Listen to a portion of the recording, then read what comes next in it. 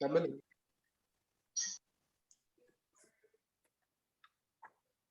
Então vamos lá. Eu quero aqui agradecer a Daniele pela oportunidade de estar aqui falando com vocês. E para mim esse tema é um tema muito importante, porque eu vivenciei isso, né? E antes de falar, eu quero me apresentar. Meu nome é Joab Santos, eu sou casado, esposo da Gerciane, nós estamos juntos há 10 anos, temos 4 filhos, o João Pedro, a Ana Laura, a Manuela e a bebezinha Elisa, que tem 1 ano e 5 meses, se não me engano. E o que me fez eu querer falar sobre paternidade nas redes sociais, apesar de forma assim, bem discreta ainda, mas eu estou no processo aí de entrar nas redes sociais com mais intensidade, né? Foi justamente o que eu vivi na minha infância, né? Eu falo muito sobre paternidade, porque o meu pai, ele uma excelente pessoa, um grande homem, um homem muito honrado, mas, mas ele deixou, ao meu ver, assim, a desejar em algumas áreas em relação à paternidade, porque ele trabalhava muito, né? Assim como a grande maioria dos nossos pais trabalhava bastante e não tinha tempo, né, para poder dar ali uma atenção para os filhos, né, como a gente entende como deveria ser, né, nos dias de hoje, né? E eu acabei absorvendo aquilo, né? E quando eu constituí a minha família, eu era uma pessoa igual ao meu pai, uma pessoa que era somente o pai provedor, aquele homem que saía para trabalhar, buscava o sustento e não tinha nenhum contato com os filhos, né? E isso trouxe prejuízo na minha, no meu primeiro filho, João Pedro, porque a minha esposa reclamava bastante, né, dessa minha frieza, dessa falta de contato com ele. E então ela reclamava muito e eu achava aquilo estranho, porque aquilo para mim era normal, era aquilo que a representatividade que eu tinha de um pai era aquela, né? De um pai que ia para o trabalho, voltava, né? Trazia o sustento e quando chegava tinha o seu momento de descanso, não poderia interferir naquele momento. E criança sempre gosta, né, de estar junto com o pai, quer conversar com o pai, quer mostrar as coisas para o pai. Mas o meu pai, quando ele chegava no horário do almoço, ele almoçava, nós já tínhamos almoçado, porque tínhamos que ir para a escola, e ele ia para frente da televisão e assistia o seu jornal, e aquele jornal, tanto no horário do almoço, quanto no Jornal Nacional à noite, era um momento sagrado, onde a casa tinha que estar em absoluto sigilo. Não poderia conversar com o pai, porque ele estava assistindo o jornal. Aquele ali era o momento dele de fuga, e ali ele ficava ali naquele momento, era o momento de descanso, de relaxamento do meu pai, era assistindo televisão. Eu me recordo quando criança, deitava no colo dele, era a mesma coisa que estivesse deitado num travesseiro, porque eu não tinha o afago, o carinho do meu pai. E isso abriu várias feridas paternas. E é justamente isso que nós vamos falar aqui hoje, sobre feridas paternas. E para a gente entender um pouco sobre ferida, né? Com certeza, e hoje entendendo, entrando no mundo do desenvolvimento humano, né? Hoje eu entendo que ele fez o melhor que ele podia fazer, porque com certeza ele na sua quando ele era criança, talvez ele não recebeu esse carinho do pai dele, e isso do meu avô passou para ele e passou para mim. Só que eu interrompi isso. Eu interrompi esse ciclo. Então, quando eu percebi que eu estava sendo a cópia do meu pai, eu comecei a estudar, a pesquisar, a me desenvolver, a me conhecer, buscar o autoconhecimento e me conhecer. Quem era realmente o Joabe, agora o Joabe sendo um pai, entende? Quais feridas eu tive, quais feridas eu preciso agora tratar, curá-las, para que eu não venha a ferir o meu filho, para que esse ciclo ele não venha se repetir também na paternidade dele. Então, isso é muito importante a gente estar atento, porque se a gente não ficar atento a esses detalhes, nós passamos adiante essa ferida, né? Então, com certeza aqui vai ter pessoas que vai estar nos assistindo que foram abandonadas, tem aí um sentimento de rejeição, tem aí um sentimento de injustiça, de humilhação, sentimento de traição. E isso é ocasionada principalmente pelo pai, pela figura paterna. Nós entendemos que tanto o pai quanto a mãe têm ali um peso muito grande sobre, sobre os filhos, né? Sobre a geração de crenças e tudo mais, valores, e isso é levado para frente. Então, quando eu entendi isso, eu comecei, então, falei, cara, se tá com barulho aqui, não sei se é o meu celular ou se é de alguém aí. Então, o que que acontece? Quando eu entendi isso, eu falei assim, cara, eu preciso. Acho que é de você ir. Eu acho que é uma Já. caixa de som ali, a caixa de som ali. Desculpa aí, eu não tinha sabia. Aí o que que acontece? Quando eu entendi isso, eu falei, cara, eu preciso ajudar outras pessoas, ajudar outros homens, principalmente homens, porque existe uma gama de profissionais que fala para as mulheres, mas para o homem é muito pouco. E até mesmo atingir esse público é muito difícil, porque os homens eles não querem saber disso, né? Não, são raros aqueles que realmente buscam o autoconhecimento, né? Então eu decidi trabalhar com esse público, né? E aí o que que acontece? Essas feridas, elas geram traumas, geram feridas, né? Essa ausência, né? Gera algumas feridas. E aí o que acontece? Essas pessoas que estão feridas, elas geram ali uma mágoa, um ressentimento do pai, que isso pode levar essas pessoas a se envolverem facilmente com drogas, abuso de bebidas alcoólicas, de cigarros, né? Elas partem para uma fuga, para preencher esse vazio que era para ser preenchido ali com a presença daquele pai. Muitas das vezes as pessoas falam assim, não, mas o meu pai, eu tive a presença do meu pai, eu tive a convivência do meu pai. Mas será que você teve um vínculo? Porque tem essa diferença entre convivência e vínculo. De repente, o seu pai, ele estava ali, mas ele não era presente. Por exemplo, eu convivia com meu pai, mas o meu pai não era uma pessoa presente, entende? O meu pai, eu sabia que eu tinha um pai, né? Mas eu via ele de forma, como eu posso dizer assim, esporádicas durante o dia, mas não tinha muito contato. Para eu ter contato com meu pai, como ele era professor e ele dava alguma aula de educação física, então eu participava de todas as modalidades que ele era o técnico.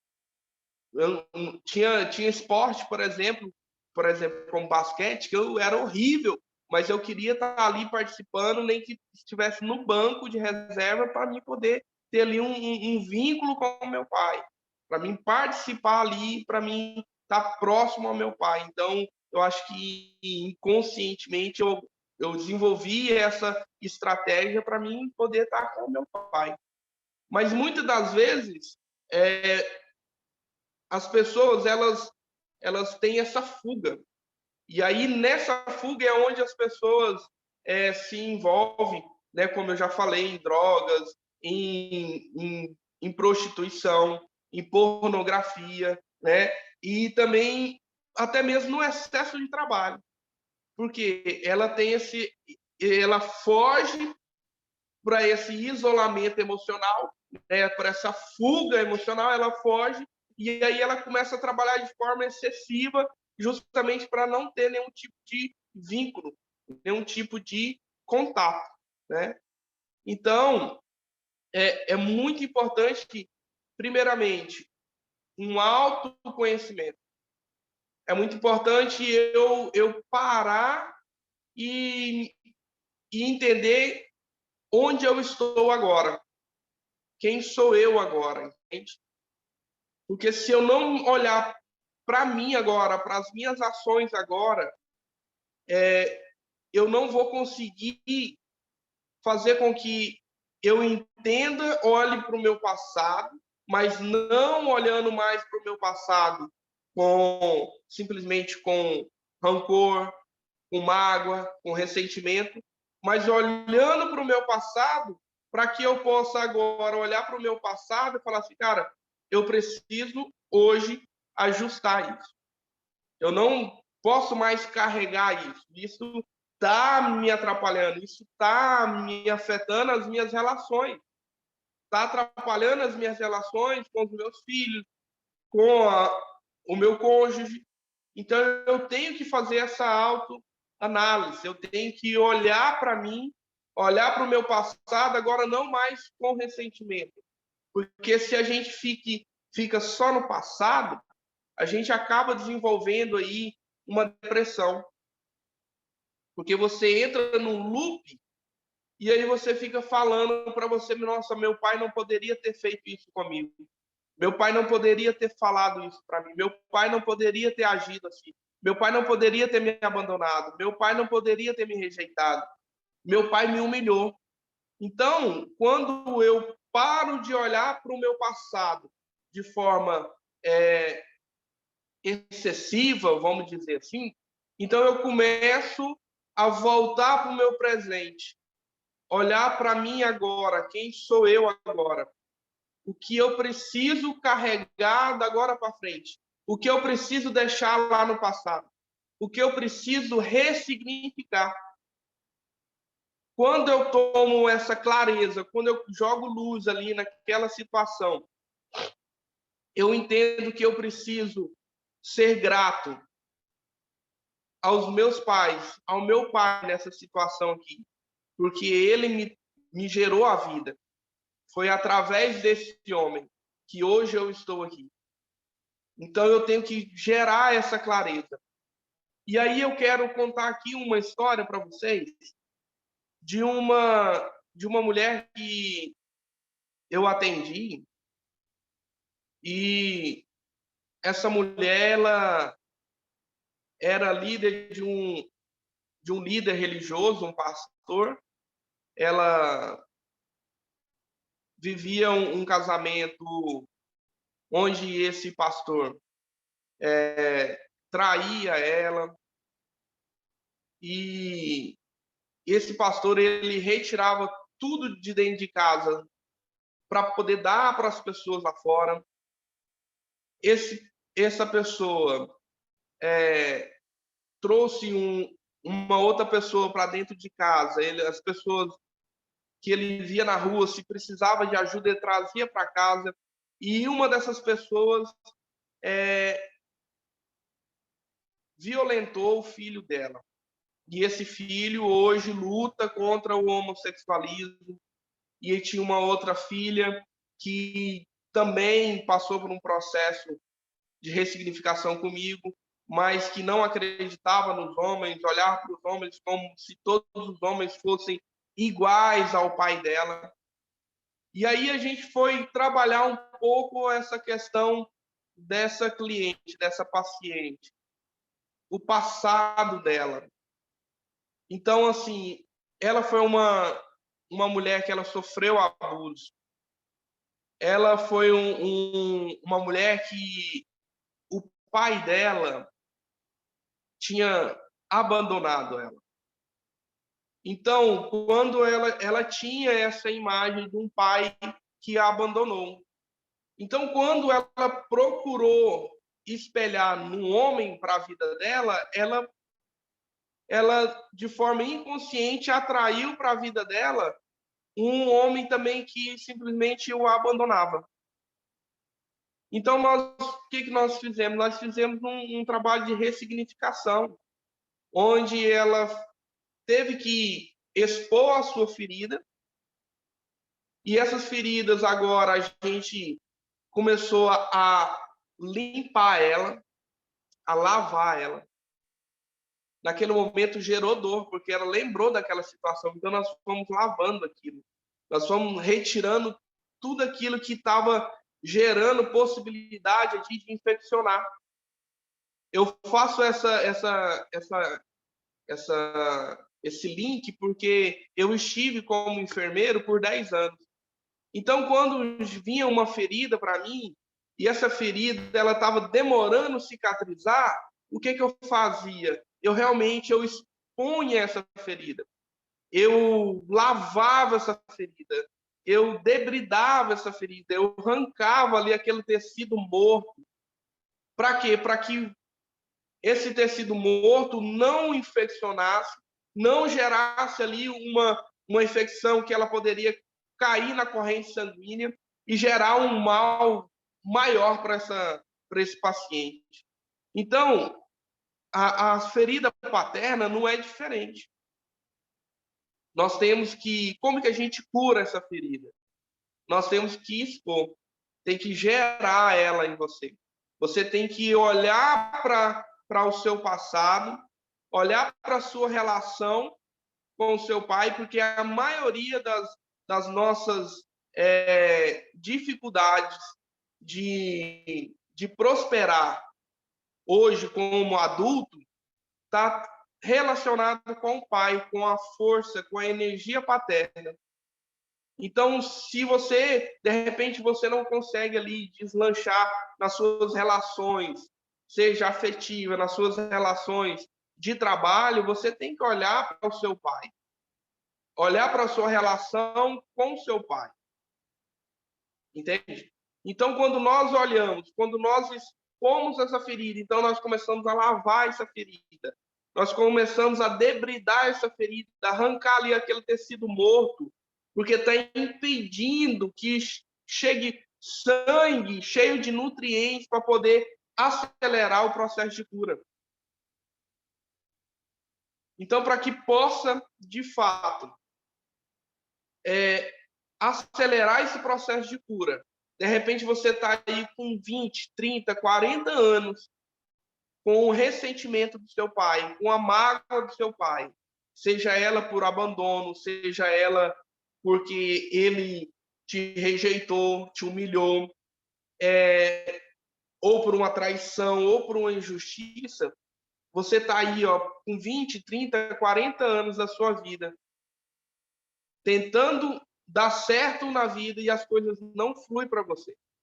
Você precisa olhar para o seu passado e ajustar o seu passado. Ajustar essa sua relação paterna. Quando você ajusta a sua relação paterna, agora as coisas tendem a fluir com mais naturalidade, com mais leveza. E em relação à prosperidade, agora ela chega e ela permanece com você. Antes você conseguia gerar uma prosperidade, mas logo isso caía por terra.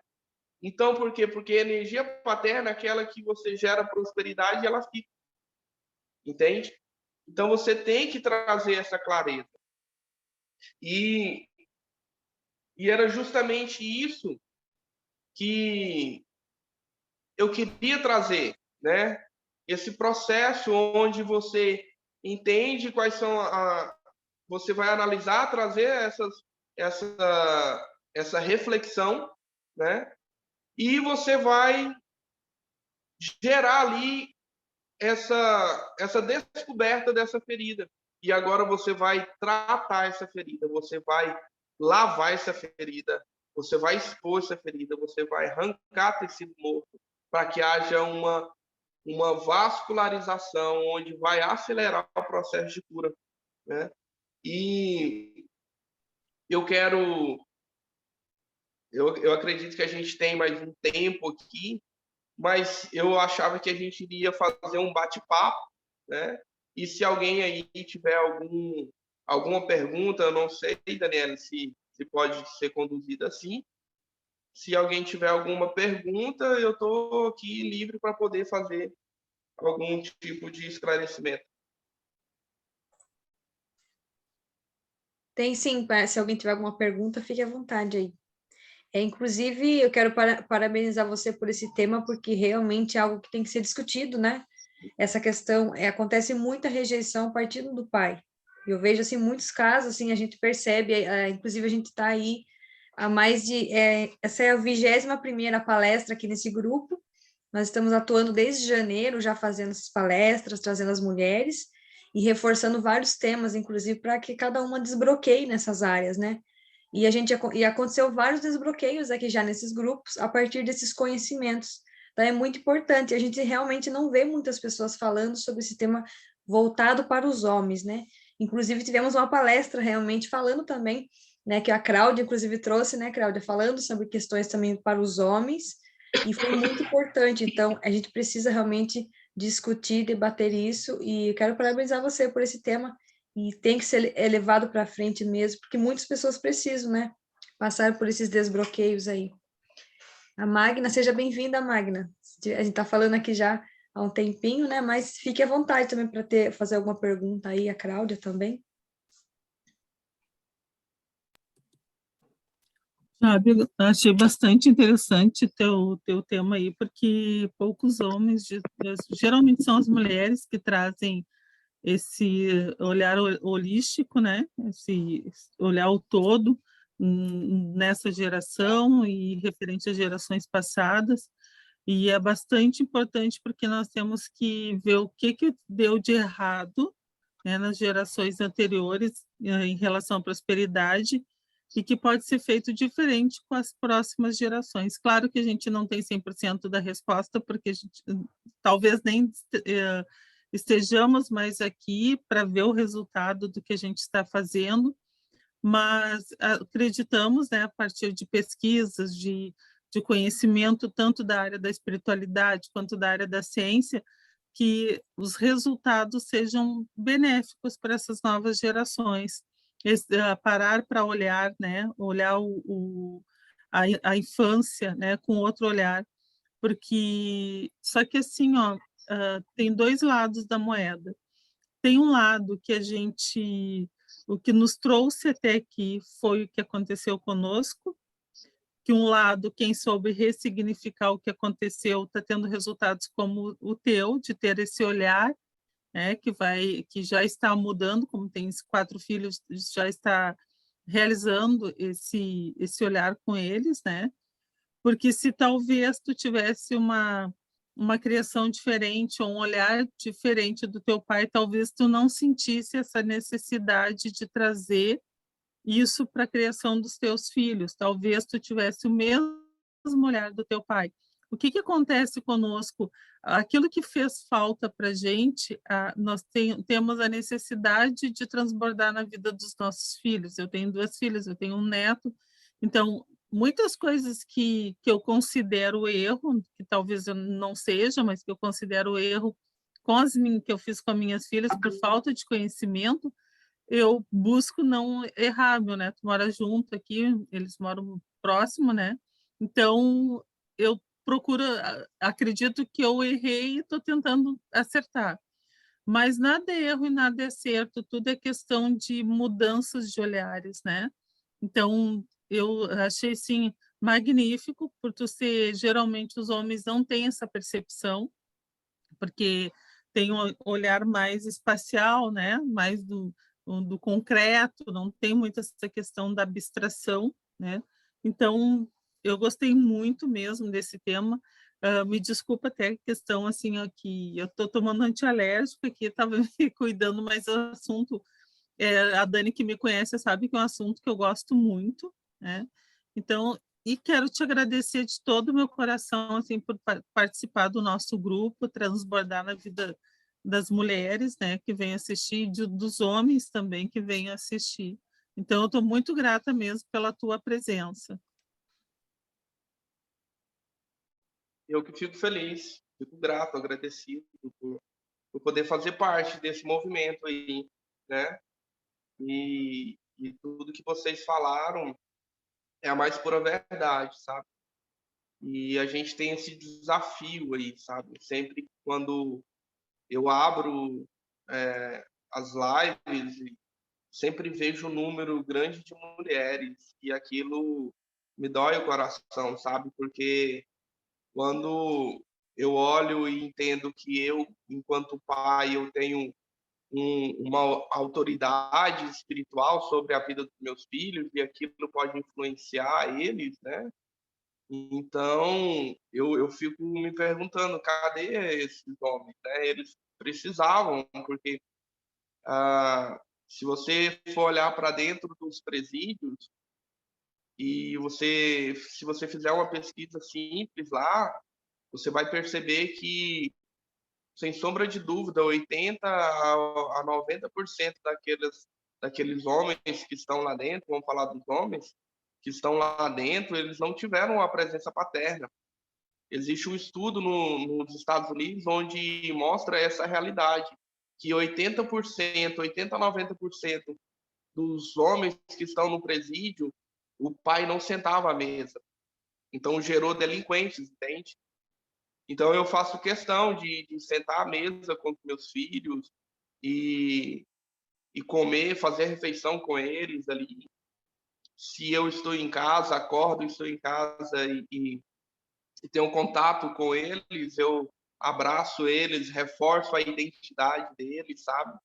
De quem realmente eles são, porque a gente entende que lá fora eles vão ser bombardeados por várias ideologias, por várias pessoas com outras intenções, né? Então é muito importante o pai ele estar ali reforçando a identidade do filho, né? Porque o pai é aquele que mostra para o filho o mundo, né? Ele mostra para o filho o mundo e mostra para o mundo do filho, né? É tão engraçado que é instintivo isso. E eu parei para analisar e é a mais pura verdade. Quando a mãe ela pega o neném, ela pega o neném e põe para cá, né? Põe para dentro, né? Para nutrição, né? E quando o homem pega o filho, ele já faz assim ao contrário, o rostinho da criança para frente, né? Porque aqui ele está querendo mostrar para a criança que ela precisa ir para o mundo, né? Força para ela ir avante para o mundo e mostrar para o mundo aqui está o meu filho, né? Então é muito importante isso. E eu acredito que nós homens nós precisamos nos posicionar. Nós precisamos nos posicionarmos, nós precisamos ter essa visão, igual a colega falou, essa visão holística, né? Igual a Cláudia falou. Nós temos que ter essa visão, nós temos que estudar. Nós os filhos, não vêm com manual, né? Não existe manual. Então, o que eu emprego nos meus filhos é a crença herdada. É o que eu ouvi, vi e senti quando eu estava na casa dos meus pais. Então, é isso que eu vou trazer para os meus filhos, para a formação do caráter dos meus filhos. Então, eu tenho que ter esse entendimento. Eu não posso negligenciar a educação, a correção, né, o limite. Né? O homem, o papel do homem é esse, né? Não só de prover, né, mas mostrar para ele o mundo, mostrar para ele, dar a direção para os filhos. Né? Tem um texto bíblico que fala que os filhos é como flecha na mão do guerreiro, né? Então ele pega ali e aí o guerreiro é ele que lança, né? Esse filho, essa flecha, né? Nessa alegoria, né? Então, aonde é que você está direcionando o seu filho? para onde você está lançando o seu filho, né? Quais são as identidades, você está reforçando a identidade dele, quais crenças você está instalando no seu filho, né? E, assim, é inevitável que, nesse processo, por mais que a gente está aí nesse autoconhecimento, no mundo do desenvolvimento humano, querendo ou não, a gente desliza e gera alguma rejeição no nosso filho. Isso vai ser inevitável, nós não somos perfeitos. Mas agora, quando eu tenho um autoconhecimento, então agora eu consigo identificar, né? Então, teve uma situação lá em casa onde aconteceu algo que eu não me recordo, mas a gente precisava de sair para um evento, algo importante, mas eu falei para minha esposa, eu não saio daqui enquanto eu não resolver essa situação, entende? Porque para mim é mais importante eu desbloquear o meu filho nessa situação agora do que eu chegar atrasado nessa reunião. Para mim vale muito mais, porque ela é uma criança e ela não entende a forma que eu falei. De repente aqui poderia já ter instalado ali um bloqueio nela. Mas quando eu percebi aquilo, eu falei, cara, para mim é mais importante eu agora desbloquear a minha filha do que eu ir para esse evento. Eu vou ficar aqui a noite toda conversando com ela. Enquanto ela não entender, eu não saio daqui. E foi o que aconteceu. Então, assim, a gente, quando eu entendo isso, fica mais claro, porque agora eu não vou bloquear aquela criança. Ela não vai gerar nela aquele sentimento, né? Nossa, meu pai não me ama, não foi por isso, foi por isso, isso e isso. Então a gente traz ali aquela luz, aquela clareza e gera ali, gerando essa clareza, o entendimento, né? Ela entendeu, eu fiz entendido e tá fluindo, entende? E é isso, pessoal. Se tiver alguma pergunta, eu estou à disposição.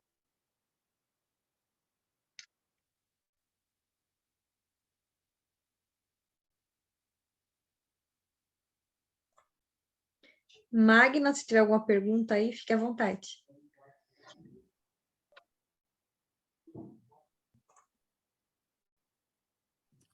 Joab, quando que tu percebeu, desde o primeiro filho, que tu percebeu que tinha esse conhecimento e que começou como é que eu vou dizer, ter um comportamento diferente? Ou foi mais tarde, foi com o segundo, terceiro? Foi Como é no que foi? primeiro. Foi no primeiro. Desculpa que eu esbarrei aqui. Foi no primeiro. A minha esposa reclamava bastante, sabe, assim, porque eu era muito frio com ele, sabe? Eu não tinha nenhum tipo assim, eu ajudava, trocava uma fralda, tal, mas eu não tinha aquele demonstração de afeto, de carinho, como eu tenho hoje, sabe? E isso era perceptível e todos da família percebia isso, sabe? Eu tenho um filho, tal, eu vou e trabalho, tal, e trago sustento e tudo mais.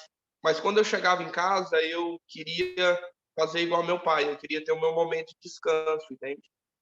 Então, ou eu saía para poder jogar bola, ou eu saía para ir para a casa dos meus pais, entende? Eu estava casado, eu era um homem casado, mas ainda tinha uma mentalidade meio que de homem solteiro. E a minha esposa cobrava muito isso. Então eu comecei a estudar, eu fui para dentro da Bíblia, pesquisei homens que foram pais, tiveram vários homens, igual, por exemplo, Davi, que foi um homem segundo o coração de Deus, mas um pai horrível. Então, ali eu descartei a possibilidade de modelar ele. Né? Então, comecei a ver outros homens da Bíblia, e eu comecei a modelar esses homens. Né? E também outros homens do meu convívio, né? Amigos que já eram pais e tal. Então, comecei a modelar. Então, eu comecei isso, eu falo modelar porque eu estudei PNL, dentro desse processo aí, eu estudei também hipnose, estou estudando agora constelação familiar, né? Tô curtindo muito entender isso, né? Fiz várias formações de coaching naquela época, isso há 7 anos atrás, né? Desde aos 7 anos atrás, eu já venho aí nesse mundo do desenvolvimento humano. Então, foi justamente a necessidade, sabe, Cláudia?